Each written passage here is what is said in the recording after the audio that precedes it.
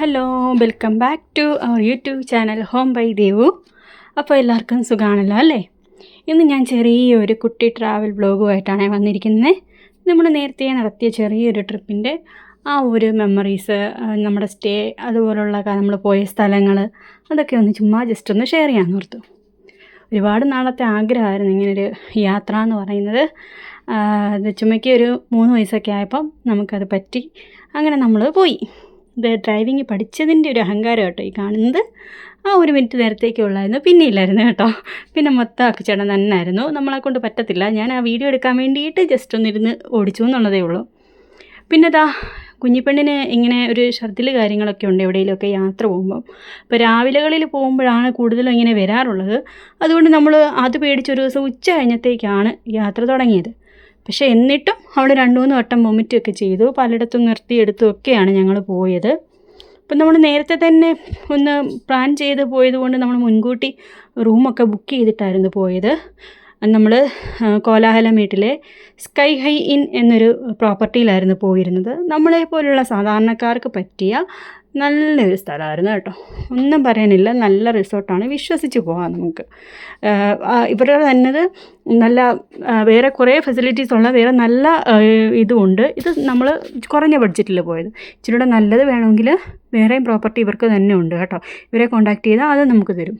ഇവിടെ എന്ന് വെച്ചാൽ നമുക്ക് അത്യാവശ്യം ഒരു തങ്ങണം, ജസ്റ്റ് ഒന്ന് തങ്ങണം എന്ന് മാത്രമേ ഉള്ളൂ. കാരണം നമ്മൾ റിസോർട്ട് എക്സ്പ്ലോർ ചെയ്യാൻ പോയതല്ല, നമ്മൾ സ്ഥലങ്ങൾ കാണാൻ വേണ്ടി പോയത്. അപ്പോൾ പോയിട്ട് വരുമ്പോൾ ജസ്റ്റ് ഒന്ന് തങ്ങാൻ വേണ്ടിയിട്ട് മാത്രമേ നമ്മളൊരു റൂം ഉദ്ദേശിച്ചുള്ളൂ.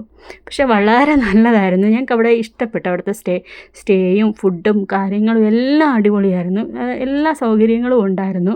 നല്ല വ്യൂ ഒക്കെ ഉള്ളൊരു റൂമായിരുന്നു. ബാൽക്കണി കാര്യങ്ങളൊക്കെ ഉള്ളതുകൊണ്ട് എല്ലാം കൊണ്ട് നമുക്കത് ഇഷ്ടപ്പെടുകയും ചെയ്തായിരുന്നു കേട്ടോ. ഇത് ചുക്കുട്ടന് ചെന്നപ്പോൾ തന്നെ കളിക്കണം എന്നുള്ളത് പറയുകയാണ്. അപ്പോൾ എവിടെ ചെന്നാലും കളിക്കാനൊരു പ്ലേ ഏരിയ ഉണ്ടെങ്കിൽ അവൾ ഈ ഒരു സ്ലൈഡ് മാത്രമേ യൂസും ചെയ്യത്തുള്ളൂ.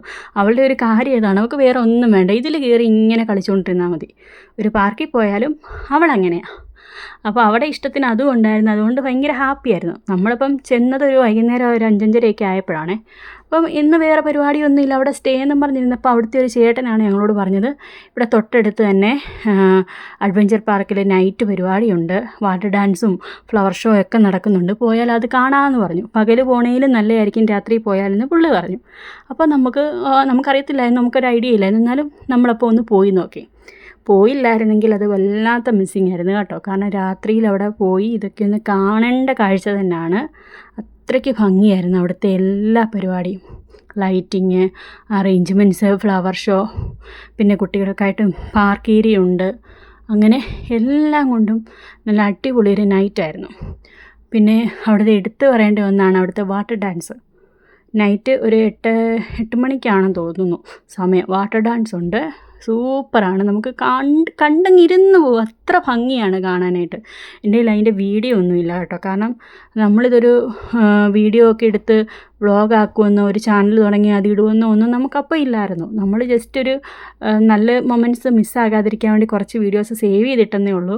അല്ലാതെ ഇങ്ങനെ ഒരു പ്ലാനിങ്ങിലൊന്നും എടുത്തതല്ല. അതുകൊണ്ട് തന്നെ ആ വീഡിയോ എൻ്റെ നിന്ന് മിസ്സായിപ്പോയി. നല്ലതായിരുന്നു കേട്ടോ. എല്ലാവരും എൻജോയ് ചെയ്ത് ഇരുന്നൊരു സമയമായിരുന്നു ആ വാട്ടർ ഡാൻസ്.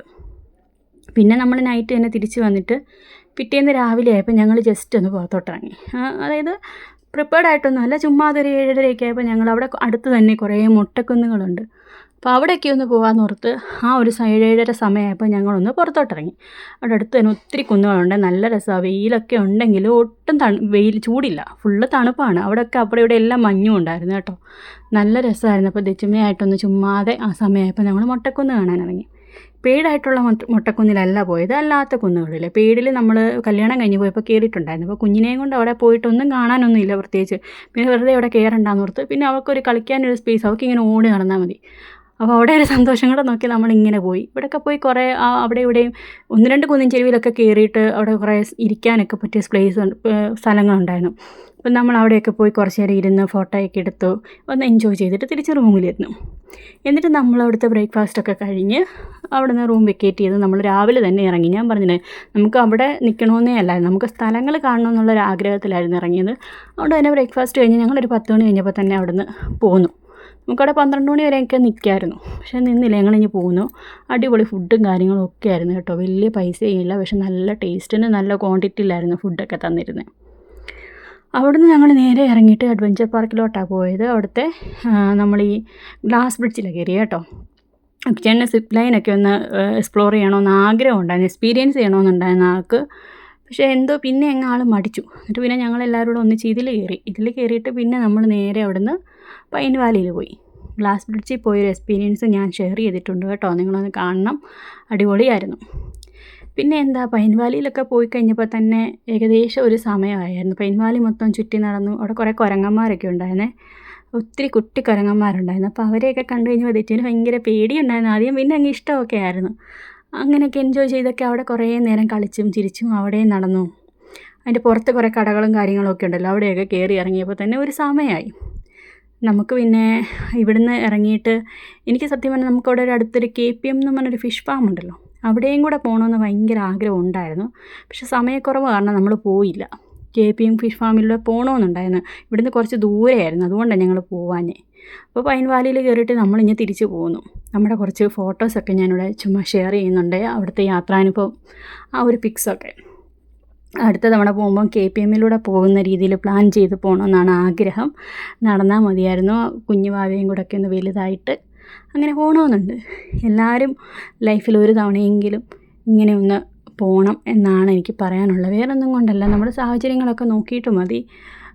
എന്താ പറയുക, നമ്മുടെ ലൈഫിൽ നമുക്ക് ഓർത്തിരിക്കാൻ പറ്റുന്ന ഒരു മൊമെൻ്റ് അല്ലേ. അപ്പോൾ ആ ഒരു മൊമെൻറ്റിലേക്ക് ഒരു തവണയെങ്കിലും എല്ലാവർക്കും പറ്റണം എന്നാണ് ആഗ്രഹം. എല്ലാവർക്കും പറ്റട്ടെ, അത്രയേ ഉള്ളൂ.